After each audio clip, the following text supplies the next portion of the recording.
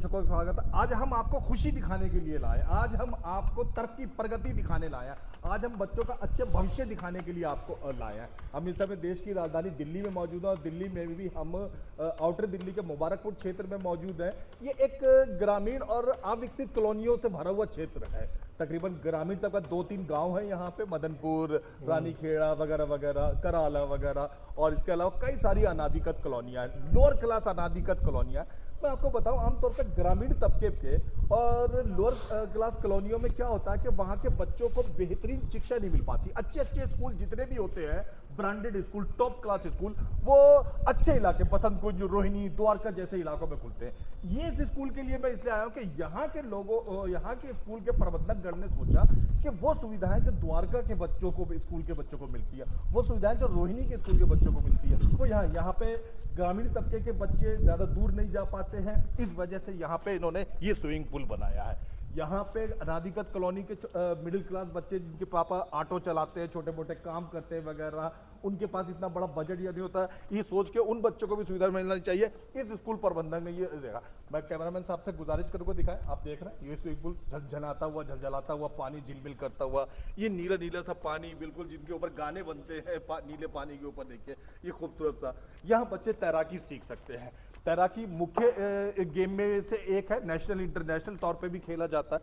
Master जी, कैसे ध्यान में आया आपको कि ऐसे इलाके में जिसकी सड़कें भी थोड़ी ठीक नहीं है, पिछड़ा कहलाता है, आपने सोचा कि लोअर क्लास बच्चों को भी स्विमिंग पूल दिया जाए?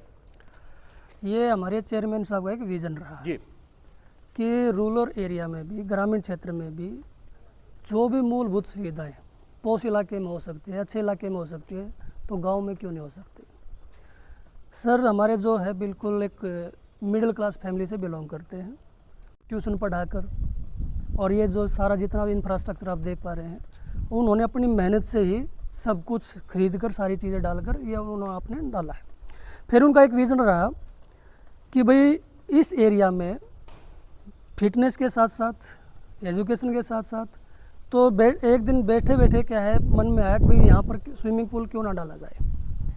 तो उसका जो हम अगर बात करें, जो हमारे सर हैं, ये हमारे सर भी साथ बैठे हुए थे, चेयरमैन साहब भी बैठे हुए थे, तो हमने क्या एक मन बनाकर इसको बजट को देखने के लिए, भाई इसका कैसे डाला जा सकता है, कैसे हो सकता है, तो हमने अपनी गाड़ी उठाई और मान पब्लिक स्कूल में हम गए। मान पब्लिक स्कूल में जो कोच साहब हैं रविमान जी, उनसे मुलाकात हुई। उन्होंने क्या है वहाँ पर स्विमिंग पूल को दिखाया, बताया भाई ऐसे हो सकता है सर, ऐसे हो सकता है। तो इस फिर कॉन्ट्रैक्टर से मिले, वहाँ से होने के बाद जो भी हम कर सकते थे, केवल ये हार्डली 5 या 4 दिन में ही ये मन भी बन चुका था, और एक उद्देश्य के साथ एक उससे हमने एक चलाया, और लगभग ये 1 साल के अंदर क्या है ये बनकर तैयार हुआ है। और ये सब कुछ आम लोगों के लिए भी है, और स्कूल के जो बच्चे हैं उनके लिए हमने 50% डिस्काउंट भी किया है। और वैसे स्कूल के टाइम में उनकी भी क्लास होती है, ताकि उनके हर तरह से क्या है हम सर्वांगीण विकास कर सकें। यही हमारी सोच थी, और इसी सोच के साथ हमने क्या है स्विमिंग पूल को डाला है। बच्चों के पेरेंट्स के अनुमति के बाद फिर आप उनको तैराकी सिखाने का भी मौका देते हैं? बिल्कुल, हमने क्या है पेरेंट्स से कंसेंट, एक फॉर्म, एक मेडिकल सर्टिफिकेट बच्चों को दिया है।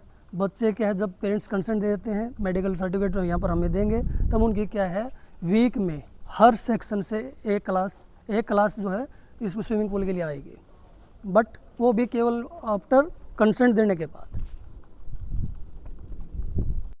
स्विमिंग पूल के बारे में गहराई क्या है, बच्चे कैसे आते हैं, किस तरीके से करते हैं, नहीं मालूम होता है। कोच साहब बताएंगे। कोच साहब, स्विमिंग पूल के विषय में थोड़ा सा बताइए, कितने फीट का है, कितनी उम्र के बच्चे इसमें खेल सकते हैं, भाग ले सकते हैं?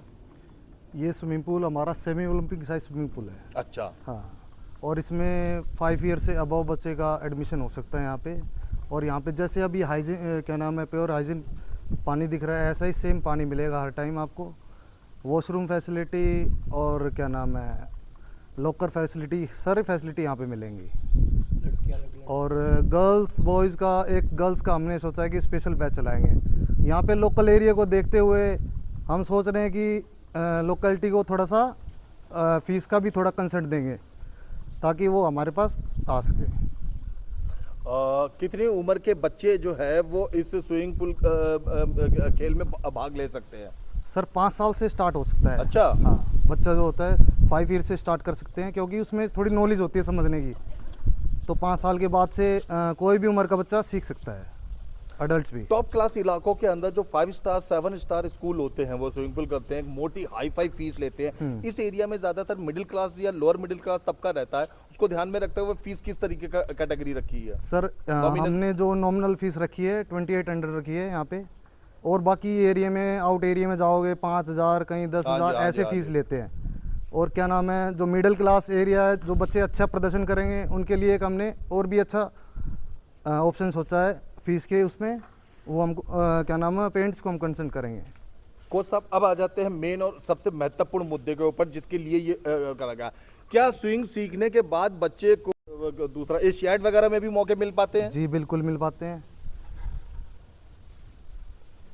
उसके क्या नाम है, उसके लिए हमें बच्चे के एक स्विमिंग गेम थोड़ा सा प्रोफेशनल गेम है और थोड़ा कॉस्टली गेम है, इसलिए जो लोअर क्लास के बंदे होते हैं वो कॉम्पीट नहीं कर पाते हैं। क्योंकि जैसे जैम्बर हो गया, जैम्बर ही कम से कम 1-1 लाख रुपए के, 2-2 लाख रुपए के जैम्बर आते हैं, कॉस्ट्यूम होती है ना जो। हाँ, ये जो चीज़ें होती हैं बहुत कॉस्टली होती हैं, लोअर क्लास के आदमी नहीं। लेकिन बच्चों में अगर प्रतिभा अच्छी है तो हमने सुना कि सरकार भी सहयोग देती है। अभी दिल्ली गवर्नमेंट ने बहुत अच्छे रूल रेगुलेशन चलाए हैं यहाँ पे, क्या नाम है, स्कॉलरशिप को लेके और किट को लेके काफ़ी अच्छे